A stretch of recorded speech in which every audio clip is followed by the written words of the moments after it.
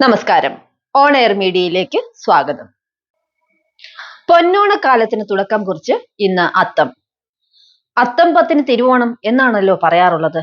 ഇന്നു മുതൽ മലയാളികളുടെ അങ്കണങ്ങൾ പൂക്കളം കൊണ്ട് നിറയും. സെപ്റ്റംബർ 15-നാണ് തിരുവോണം.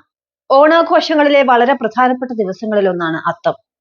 സംസ്ഥാനത്തിന്റെ ഓണാഘോഷങ്ങളുടെ തുടക്കം കുറിച്ചുകൊണ്ട് അത്തച്ചമയ ഘോഷയാത്രയും ഇന്ന് നടക്കും. അത്തം മുതൽ 10 നാളാണ് പൂക്കളം ഒരുക്കുക. അതിനായി മണ്ണ് വൃത്തിയാക്കി തറയൊരുക്കും. ചിലയിടങ്ങളിൽ അല്പം പൊക്കത്തിൽ പൂക്കളത്തിനായി മൺതറ ഒരുക്കാറുണ്ട്. അനിഴം നാളു മുതലാണ് അതൊരുക്കുക. തറ ശരിയായാൽ വട്ടത്തിൽ ചാണകം മെഴുകും.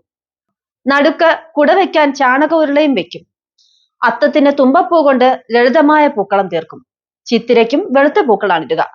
വട്ടത്തിലിടുന്ന കളം ഓരോ ദിവസവും വലുതാകും. ആദ്യ ദിനം മഞ്ഞപ്പൂക്കളായ മുക്കുറ്റിയും കോളാമ്പിയും ഇടുന്നവരുമുണ്ട്. ചോതി നാളു മുതൽ നിറമുള്ളവ ഇടാമെന്നാണ്. പ്രത്യേകിച്ചും ചെമ്പരത്തി അടക്കമുള്ള ചുവന്ന പൂക്കൾ. 1-ാം ദിനം ഒരു നിര, 2-ാം ദിനം 2 വട്ടം എന്നിങ്ങനെ കളത്തിന്റെ വലിപ്പം കൂടി വരും. മൂലത്തിന് ചതുരത്തിൽ പൂക്കളം ഇടണം. മൂലക്കളം എന്ന് പറയും. ഉള്ളിൽ സുദർശന ചക്രമോ നക്ഷത്രമോ പ്രത്യേകം തീർക്കുന്നവരുമുണ്ട്. ചോതി നാളു മുതൽ നടുക്ക് വയ്ക്കുന്ന കുട 4 ഭാഗത്തേക്കും വയ്ക്കാറുണ്ട്. പച്ച ഈർക്കിലിൽ പൂവ് കൊരുത്താണ് കുട വയ്ക്കുക. വാഴത്തടയിൽ നടുക്ക് കുട വയ്ക്കുന്ന ചടങ്ങ് തെക്കുണ്ട്. പൂരാടത്തിന് കള്ളികൾ തീർത്താണ് പൂക്കളം. ഓരോ കള്ളിയിലും ഓരോ പൂക്കൾ. ഉത്രാടത്തിന് 10 നിറം പൂക്കൾ. ഏറ്റവും വലിയ പൂക്കളവും ഉത്രാടത്തിനാണ്. തിരുവോണത്തിന് തുമ്പക്കുടം മാത്രമാണ് ഇടുക. ചിലയിടങ്ങളിൽ തുളസിയും ഉണ്ടാകും. തൃക്കാക്കരയപ്പനെ പൂക്കളത്തിൽ വയ്ക്കുന്നതും അന്നാണ്. തൃക്കാക്കരയപ്പനെ തുമ്പക്കുടം കൊണ്ട് പൂമൂടൽ നടത്തണമെന്നാണ്. വടക്ക് മാതേവരെ വയ്ക്കുക എന്ന് പറയും. പൂരാടം മുതൽ മാതേവരെ വെക്കുന്ന ഇടങ്ങളുമുണ്ട്. വള്ളുവനാട്ടിൽ അത്തം മുതൽ മാതേവരെ വയ്ക്കും. മാവേലി, തൃക്കാക്കരയപ്പൻ, ശിവൻ എന്നീ സങ്കല്പത്തിൽ 3 മാതേവരെയാണ് വയ്ക്കുക. ചിലയിടങ്ങളിൽ 7 വരെ വയ്ക്കും. അരിമാവ് കൊണ്ട് കളം വരച്ച് പലകമേലാണ് മാതേവരെ വയ്ക്കുക. തെക്ക് മഞ്ഞമുണ്ടിന്റെ നൂല് ചുറ്റുന്ന ചടങ്ങുമുണ്ട്. വടക്ക് തൃക്കാക്കരയപ്പനെ വരവേൽക്കുന്ന ചടങ്ങുണ്ട്. കോലം വീടിന്റെ ഉമ്മറത്തും തീർക്കാറുണ്ട്. തുടർന്ന് തൃക്കാക്കരയപ്പന് അടനിവേദ്യം നേദിക്കും. ഉത്രട്ടാതി വരെ കളം നിർത്തുന്നവരുമുണ്ട്. മറ്റു ചിലയിടങ്ങളിൽ രേവതി നാളിൽ കളത്തിന്റെ അരികു മുറിച്ചാണ് ഓണപ്പൂക്കളത്തിന്റെ പരിസമാപ്തി കുറിക്കുക. ഓണക്കാലത്ത് സർക്കാർ വിപണി ഇടപെടൽ നടത്താറുണ്ടെന്നും സർക്കാർ ഇടപെടൽ കാരണം ഇന്ത്യയിൽ തന്നെ ഏറ്റവും വിലക്കയറ്റ കുറവുള്ള സംസ്ഥാനം കേരളമാണെന്നും കേരളത്തിൽ എല്ലാത്തിനും വലിയ വിലക്കുറവാണെന്നും മുഖ്യമന്ത്രി പിണറായി വിജയൻ.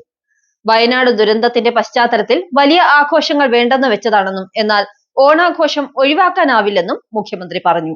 സപ്ലൈകോ ഓണം ഫെയർ തിരുവനന്തപുരത്ത് ഉദ്ഘാടനം ചെയ്ത് സംസാരിക്കുകയായിരുന്നു അദ്ദേഹം.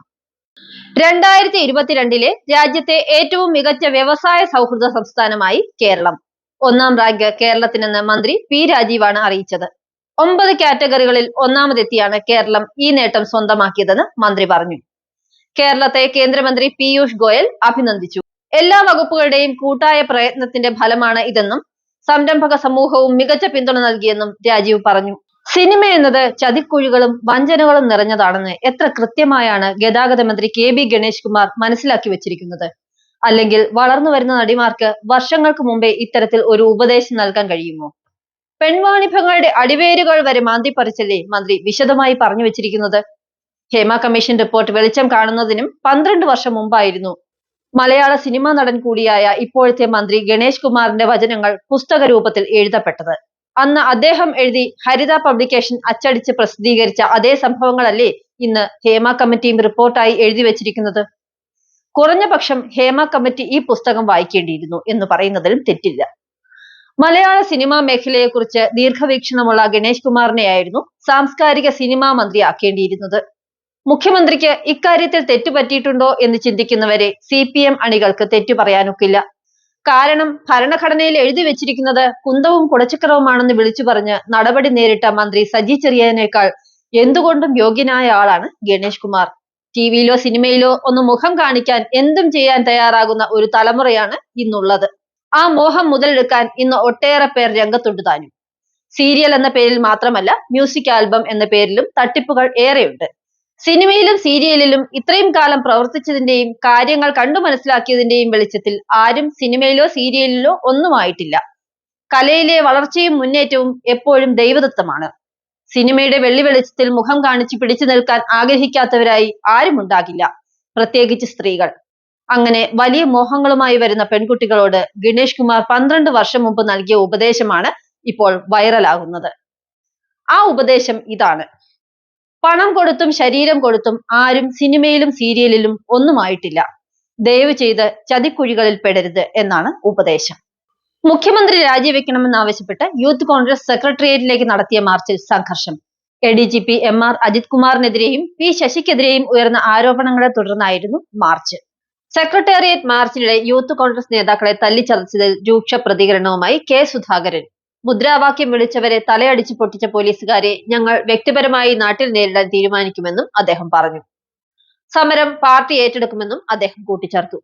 കോൺഗ്രസുകാരെ തല്ലിയ പോലീസുകാർ കരുതിയിരുന്നോളൂവെന്നും ഓരോ അടിക്കും കണക്ക് പറയുമെന്നും കോൺഗ്രസ് പ്രവർത്തക സമിതി അംഗം രമേശ് ചെന്നിത്തല മുന്നറിയിപ്പ് നൽകി. Youth Congress vice president Abin വർക്കിയെ തല്ലിച്ചതയ്ക്കുന്ന ചാനൽ ദൃശ്യങ്ങൾ കണ്ടു ഞെട്ടിപ്പോയെന്നും പോലീസ് എത്രത്തോളം അധപ്പതിച്ചു എന്നതോർത്ത് ഒരു മുൻ ആഭ്യന്തരമന്ത്രി എന്ന നിലയിൽ തല ലജ്ജ കൊണ്ട് കുനിയുന്നുവെന്നും അദ്ദേഹം പറഞ്ഞു. യൂത്ത് കോൺഗ്രസിന്റെ സെക്രട്ടേറിയറ്റ് മാർച്ചിലെ സംഘർഷത്തിൽ 11 പേരെ പ്രതികളാക്കി പോലീസ് കേസെടുത്തു. കണ്ടാലറിയാവുന്ന 250 പേർക്കെതിരെയും കേസുണ്ട്. യൂത്ത് കോൺഗ്രസ് സംസ്ഥാന അധ്യക്ഷൻ രാഹുൽ മാങ്കൂട്ടത്തിലാണ് കേസിൽ 1-ാം പ്രതി. അബിൻ വർക്കി 7-ാം പ്രതിയാണ്. പത്തനംതിട്ട മുൻ SP Sujith Das IPS suspension. PV Anvar MLAയുമായുള്ള വിവാദ ഫോൺ സംഭാഷണം പുറത്തു വന്നതിന്റെ പശ്ചാത്തലത്തിലാണ് സുജിത് ദാസിനെതിരെ നടപടിയുണ്ടായിരിക്കുന്നത്. സംഭവത്തിൽ ഗുരുതര ചട്ടലംഘനം നടന്നുവെന്ന DGPയുടെ റിപ്പോർട്ടിലാണ് ഒടുവിൽ സുജിത്തിനെ സസ്പെൻഡ് ചെയ്തിരിക്കുന്നത്. സുജിത് ദാസ് IPSനെ സർവീസിൽ നിന്നും സസ്പെൻഡ് ചെയ്യാൻ മുഖ്യമന്ത്രി പിണറായി വിജയൻ ഉത്തരവിട്ടതിൽ പ്രതികരണവുമായി PV Anvar MLA. Wicket number 1, ഒരു പുഴുക്കുത്ത് പുറത്തേക്ക് എന്നായിരുന്നു ഫേസ്ബുക്കിൽ അൻവർ കുറിച്ചത്. PV അൻവർ MLAക്ക് പിന്തുണ പ്രഖ്യാപിച്ച് UDF convener MM Hassan. Anvar നട്ടെല്ലോടെ മുൻപോട്ട് വന്നാൽ UDF രാഷ്ട്രീയ പിന്തുണ നൽകുമെന്നും അൻവർ ആരോപണത്തിൽ ഉറച്ചു നിൽക്കണമെന്നും ഹസൻ പറഞ്ഞു.